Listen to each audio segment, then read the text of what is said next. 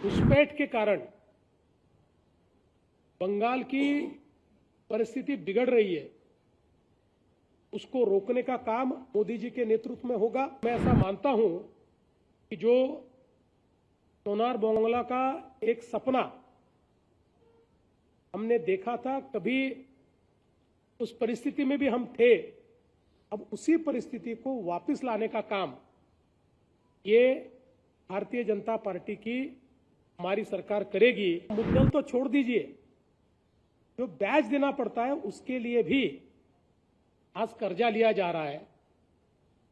तो इस प्रकार से एक डेट ट्रैप में बंगाल को डालने का काम किया है। अब मुझे ये समझ में नहीं आता कि मैं इसकी खुशी जाहिर करूं या दुख, लेकिन बंगाल से निकले हुए सर्वाधिक उद्योग ये महाराष्ट्र में आए। और आप अगर मेरी सोशल मीडिया की टाइमलाइन देखेंगे तो अभी अभी कुछ दिन पूर्व दो बड़े बड़े उद्योगों के साथ हमने एमओयू किया है, जिनका 50 साल से भी ज्यादा बंगाल में प्रेजेंस है, और अब वो महाराष्ट्र में निवेश कर रहे हैं। करीब 1400 इंडस्ट्रीज, जिसमें मेजर इंडस्ट्रीज है, ये बंगाल से महाराष्ट्र में आई। तो कहीं ना कहीं इतने बड़े पैमाने पर इंडस्ट्री का आना, और विशेष रूप से लिस्टेड कंपनीज, कोई छोटी इंडस्ट्री चली जाती है तो अलग बात है, लेकिन लिस्टेड कंपनीज ने, मतलब इसमें तो दो एस्टीमेट है, एक तो करीब 125 के करीब लिस्टेड कंपनीज है, लेकिन दूसरा एस्टीमेट यह है कि जिनका बंगाल से संबंध था, जो शायद बंगाल में रजिस्टर्ड नहीं थी, ऐसी 400 कंपनियां हैं जिन्होंने कहीं ना कहीं व्यापार के रूप में बंगाल से नाता तोड़ा है। आज हम देख रहे हैं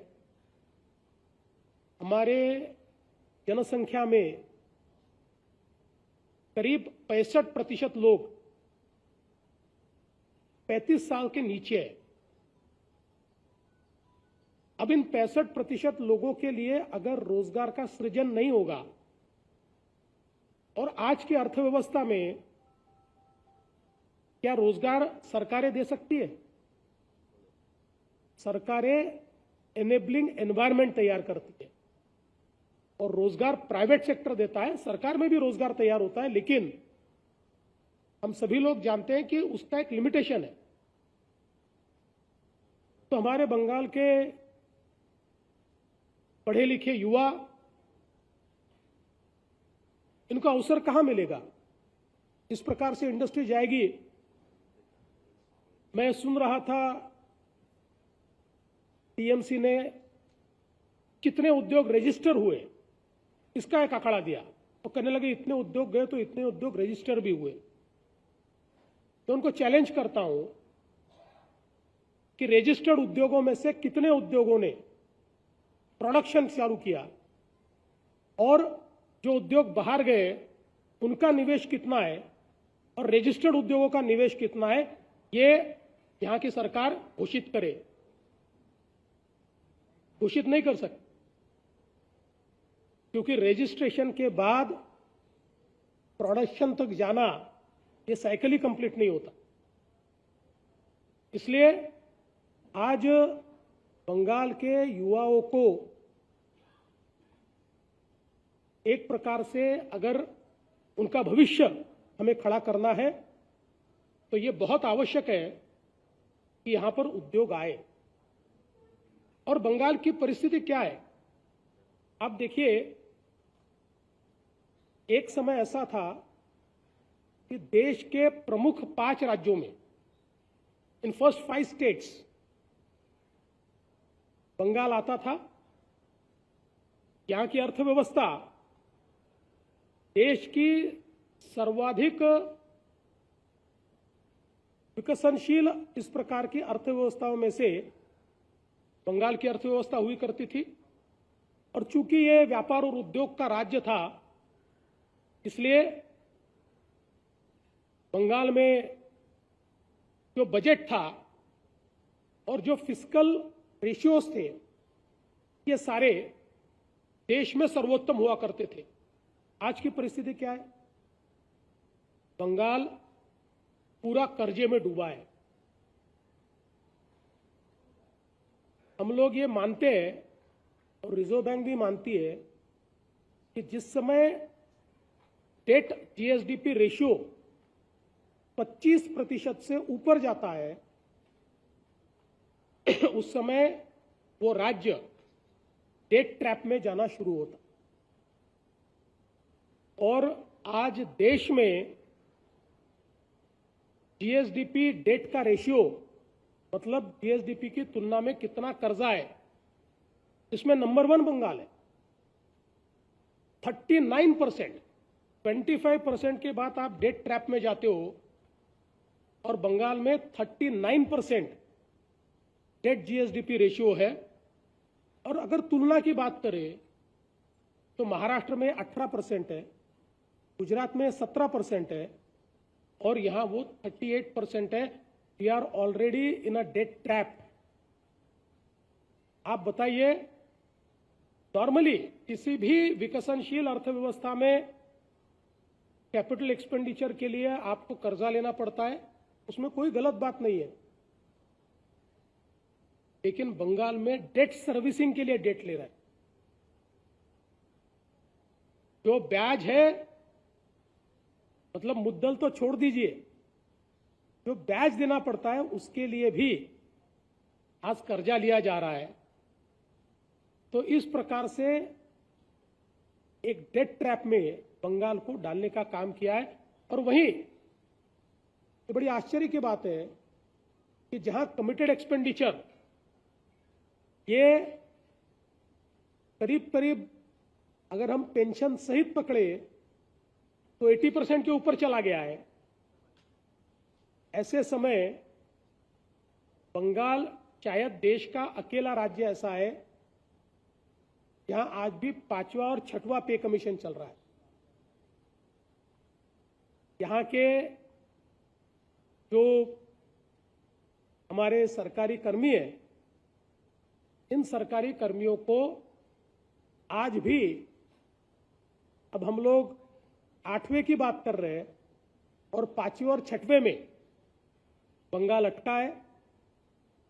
तो कुल मिलाकर अगर फिस्कल पैरामीटर्स हम देखें, हम ये मानते हैं कि किसी भी स्वस्थ बजट के लिए आपका फिस्कल डेफिसिट 3% से अंदर ही होना चाहिए। पश्चिम बंगाल 4%, 4.5%, 5% तक पहुंच गई।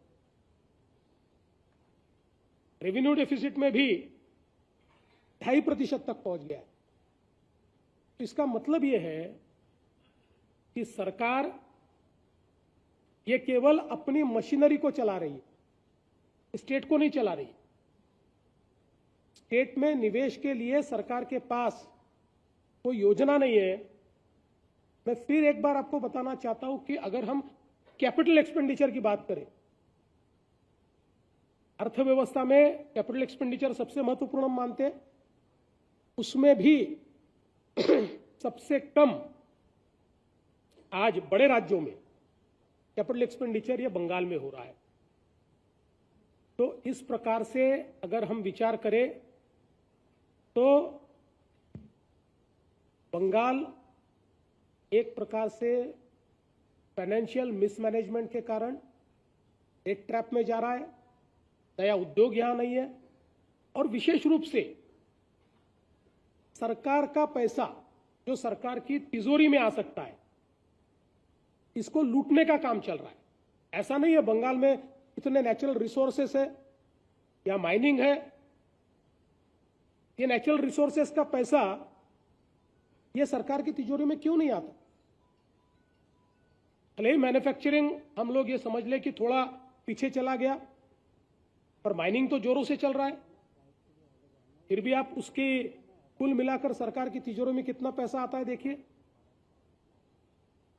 हमारा बंगाल का जो रेवेन्यू कलेक्शन है मात्र 1 लाख करोड़ पर पहुंचा है टोटल कंप्लीट। तो जिस प्रकार के घोटाले यहां पर चल रहे हैं, आज किसी युवा को इस बात की गारंटी नहीं है कि किसी भी प्रकार के एम्प्लॉयमेंट के लिए जो एग्जाम होती है, जो व्यवस्था खड़ी की गई है, इसमें कोई पारदर्शिता हमको दिखाई नहीं पड़ती, अपारदर्शी है। और जितने घोटाले हुए, वो पॉन्जी स्कीम के घोटाले हो, नारदा सारदा कोल स्कैम, इतने घोटाले, शायद इस सरकार की, ममता दीदी की सबसे बड़े अचीवमेंट अगर कोई होगी तो घोटालों में पश्चिम बंगाल को नंबर 1 पर लाने का काम दीदी ने किया है। आज देखिए, मोदी जी के नेतृत्व में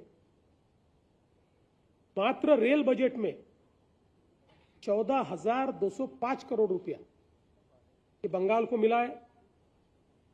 बंगाल में 5 करोड़ लोगों के जनधन के अकाउंट्स मोदी जी के माध्यम से खोले गए। 85 लाख लोगों को शौचालय मिले। 1 करोड़ से अधिक लोगों को रसोई गैस मिला है। 52 लाख किसानों को किसान सम्मान निधि यहां पर मिल रहा है। और मोदी जी की लखपति दीदी स्कीम में 11 लाख से अधिक हमारी बहनें आज लखपति हुई है। और 56 लाख से अधिक वरिष्ठ नागरिकों को आज मोदी जी की व्यवस्था से पेंशन यहां पर मिल रहा है। तो एक प्रकार से जब पूरा देश बड़ी तेजी के साथ आगे बढ़ रहा है, और मोदी जी ने तो कभी भेदभाव नहीं किया, किसी राज्य के साथ नहीं किया, लेकिन आप सीएजी की रिपोर्ट को उठाकर देखेंगे तो भारत सरकार ने दिया हुआ पैसा किस प्रकार से उसकी लूट मची, ये सीएजी की रिपोर्ट में आपको दिखाई पड़ता है। अब सीएजी तो कोई सरकार की एजेंसी होती नहीं है, तो थर्ड पार्टी है।